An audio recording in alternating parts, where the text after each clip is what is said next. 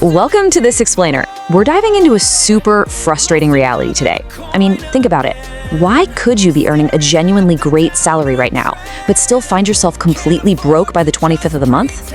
Today, we're looking directly at why this kind of wealth destruction happens and exactly how to stop it in its tracks. So here's the uncomfortable truth that we just have to acknowledge right out of the gate. Wealth destruction, it is almost never about your income level.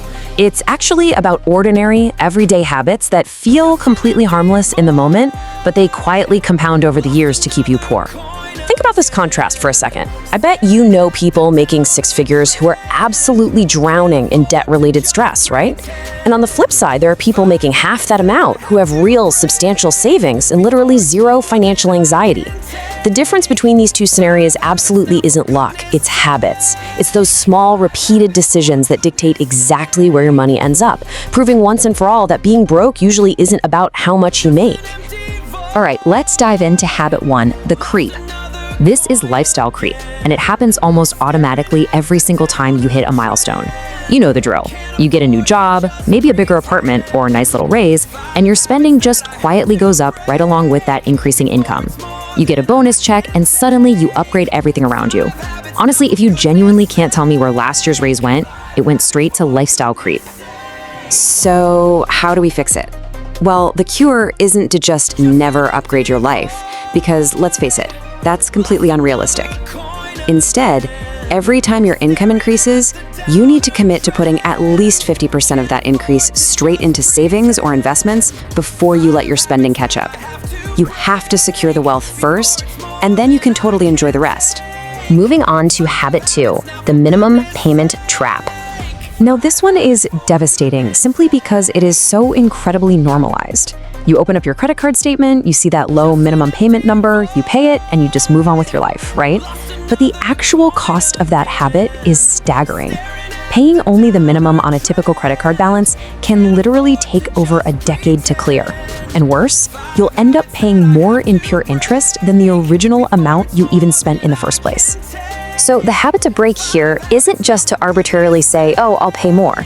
The real fix is to stop letting that minimum payment be your mental anchor. You have to force yourself to look at the total balance and the interest rate instead. That is the number that tells you the absolute truth about where you stand. And believe me, it jolts you into action.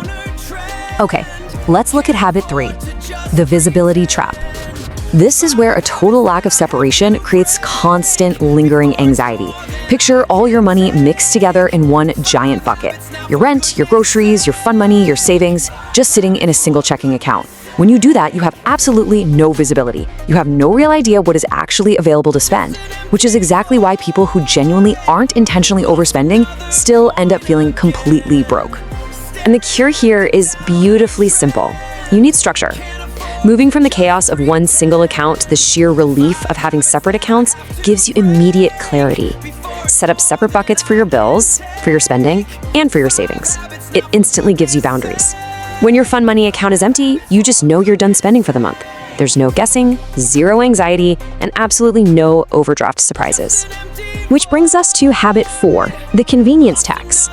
Oh man, we all do this. It's those micro decisions, the takeout order because you didn't plan dinner, the last minute flight because you didn't book early enough, the rush shipping fee because you forgot a birthday gift, and now you're paying $20 to ship a $15 mug. None of these feel like huge, life-altering purchases in the moment. And honestly, that is the trap. It's wealth death by 1,000 cuts.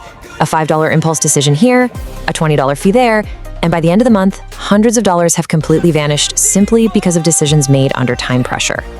But here's the good news. The cure for the convenience tax is not extreme restriction. It's just basic planning.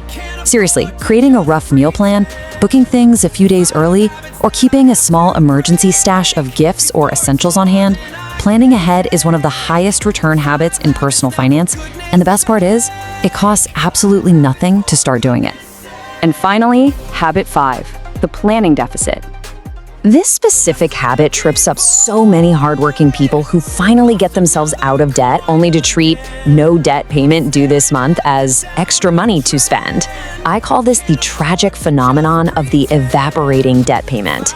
I mean, you do the hard work, you clear a credit card or pay off a car loan, which, by the way, should be one of the best financial moments of your year. But without a clear plan, that freed up money just quietly disappears into everyday spending.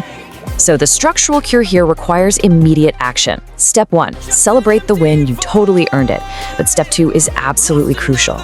The very moment that debt is paid off, you must auto-route that exact same payment amount into a savings or investment account. Think about it, you've already proven you can live without that money since you've been paying the debt every month. So don't absorb it back into your lifestyle, let it start working for you instead. Let's pull this all together and talk about breaking the cycle.